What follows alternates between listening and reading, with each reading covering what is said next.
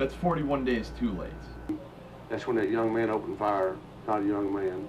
That's when that savage opened fire on Bill and shot him in the back and massacred him.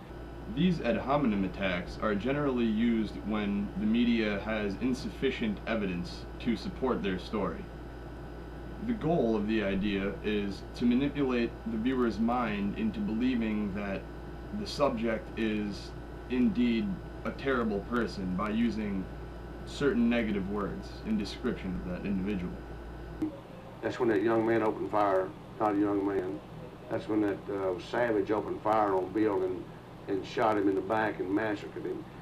Then I understand they went around shooting at Brandon as he was running around the car. They got in a shootout and he shot and killed Brandon.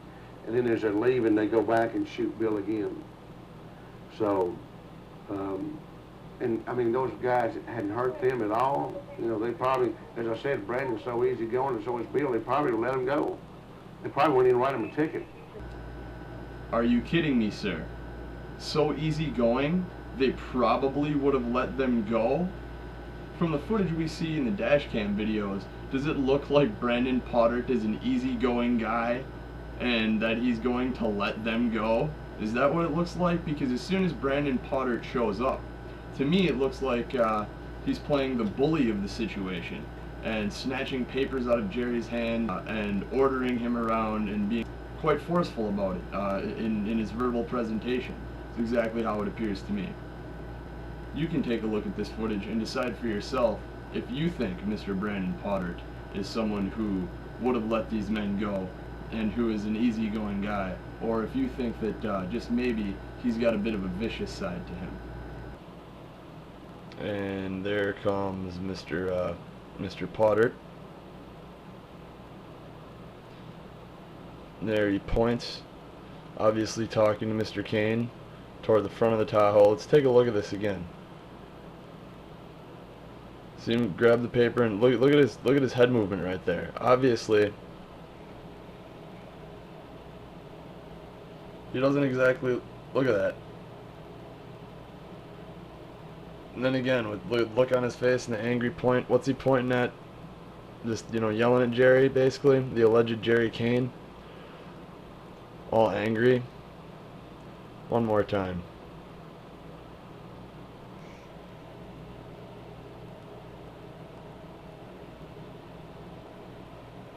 Angriness.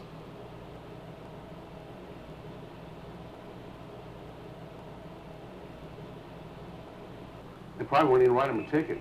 It pierced Bill's vest. Let's hear one more time what question that reporter just asked, shall we? But it pierced Bill's vest. But it pierced Bill's vest. Yes, it did. And that's what killed him. Yes, it did. And that's what killed him. What the chief just said here makes absolutely no sense and is completely in confliction with what he stated earlier. He said that they shot Bill Evans in the back, went around the other side of the vehicles, shot Brandon Paudert, then returned and shot Bill Evans again, and then they took off. Now, the reporter asked him the question, and it pierced Bill Evans' vest. And the chief said, yes, it did. That's what killed him. Now, the problem is that it's impossible for that to be what killed Bill Evans, bullets piercing his vest. That just can't be so, because if he was originally shot in the back, the effect would not matter if it pierced his vest from the inside or not after going through his body. That has no bearing on the situation because they hit his body first, not the vest first. Now, in addition to this, after they shot Bill Evans allegedly in the back, ran around and shot Officer Paudert allegedly, then came back and shot Bill Evans, like the chief had stated earlier, why would they come back and shoot him in his bulletproof vest? That makes no sense at all. If you're going to come back and shoot somebody and they're already basically immobilized and you're, going back to finish them off, you're not going to shoot them in the bulletproof vest. You're going to shoot them in the head or, generally anywhere that's not protected by a flak vest. And that's when that savage opened fire on Bill and shot him in the back and massacred him. Then I understand they went around shooting at Brandon as he was running around the car. They got in a shootout and he shot and killed Brandon. And then as they're leaving, they go back and shoot Bill again. But it pierced Bill's vest. Yes, it did. And that's what killed him.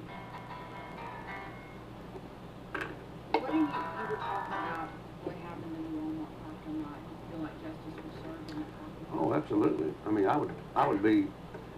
I couldn't be at work days after my son was gunned down if I thought these killers were on the loose. They shot Chief Wren and Sheriff Dick Busby that was absolutely no way connected. They were just elderly gentlemen in law enforcement going through Walmart. They had no reason. They weren't even a threat to them. Dick Busby don't even carry a gun. Not even a threat. Here are more things from the chief that make absolutely no sense at all. If W.A. Wren and Dick Busby were not a threat to the Kanes, then why in the Walmart parking lot video does it show their vehicle pull up in front of the Kanes, the alleged Kanes, van, and cut them off, parking directly in front of them, and then getting out and opening the doors? When somebody cuts you off in traffic such as that, would you view that as a threat, or would you be under the impression that they wanted to get out and shake hands?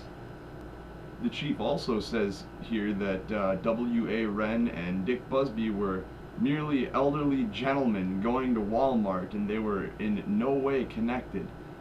If they were in no way connected, Chief, why did they cut off the alleged Kane's van in the parking lot? Obviously they were connected. Again, doesn't make sense.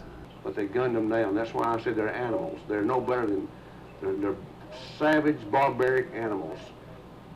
And justice was served, in my mind. But in all reality, there is no actual proof, no indisputable proof, that Jerry Kane or Joe Kane gunned down anyone. However, there is indisputable proof that Chief Paudert has been caught in numerous lies, and there is verifiable proof that the dashcam videos have been edited, as well as many, many other anomalies and inconsistencies and variances in the official story. So what are we supposed to believe other than a cover-up is going on here? The question is, what is exactly being covered up? We're not sure completely, but this investigation is nowhere near over, and we will find out. And when we do find out, that, sir, is when justice will be served.